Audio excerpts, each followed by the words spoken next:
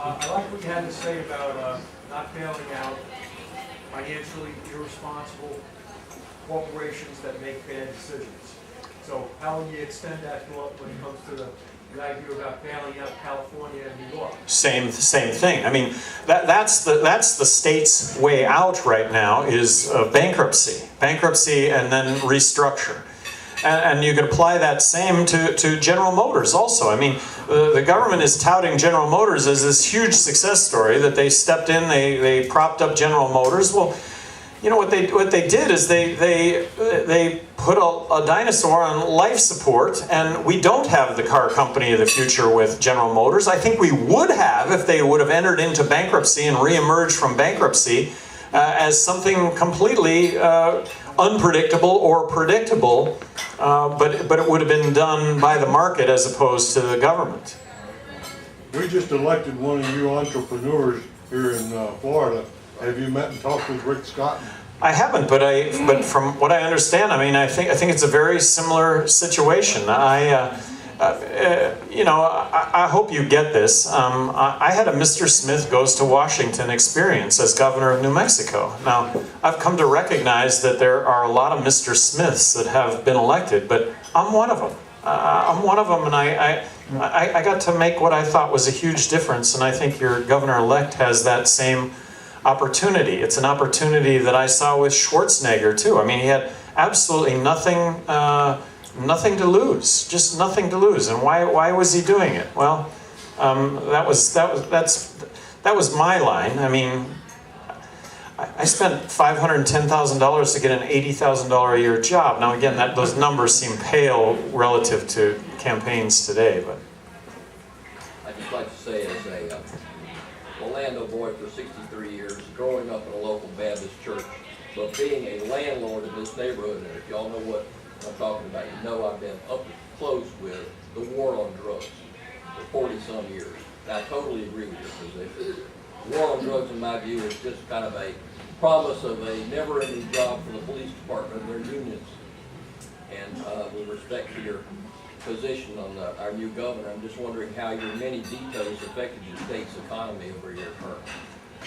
well, positive on the economy. Spending money that you don't have is just fundamentally wrong, and so when I left office, it would have been great to have had that translate into tax reductions, which I really think would have grown the economy. But I wasn't elected the dictator. I was elected to head up the executive branch. So all the coffers were full. All the agencies had surplus funds, and that's the way that we kept them because the legislature would not reduce taxes. I believe you said that the U.S. shouldn't be the world's sheriff for foreign policy, but you also said you didn't advocate a non-interventionist, right? So what would be our role? Why aren't you a non-interventionist? Well, I do think that we do have threats regarding this war on terror, and that we should remain vigilant to that, and we should remain vigilant to the defense of our own country. And so I wouldn't label myself as non-interventionist.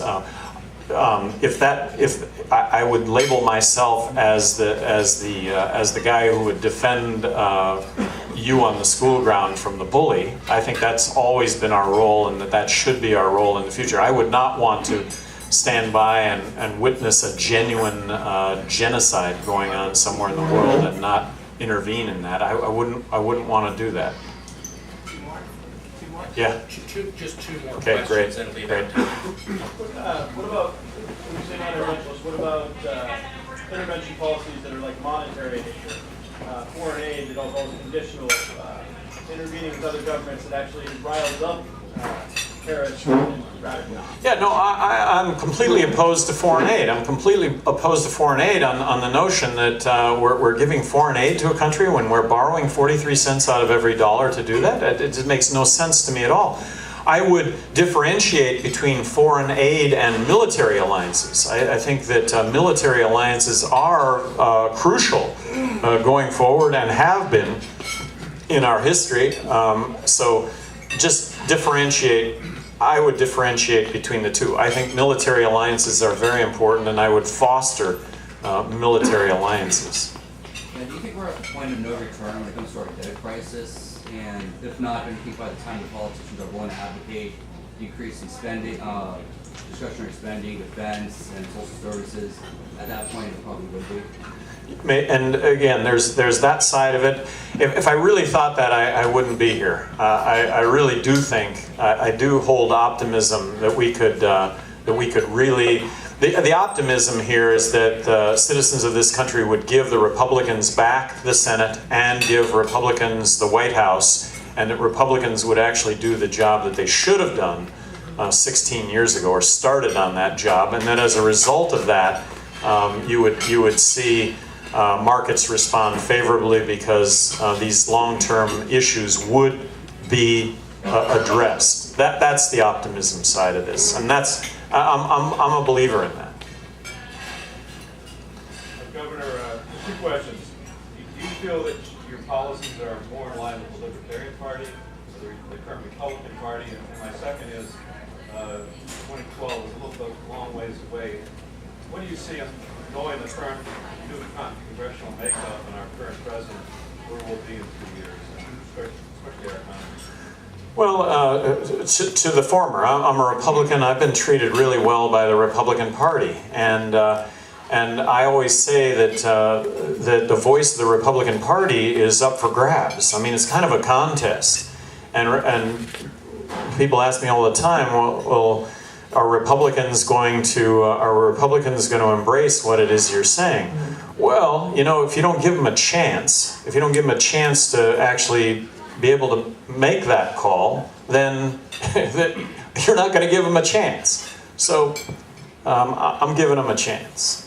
And I'll just tell you, I've been treated really well by the Republican Party. I've always considered myself to be a Republican, and will in the future. I think Republicans have always been about the pocketbook, checkbook first and foremost. That they're the, you know, and so 2012, the House.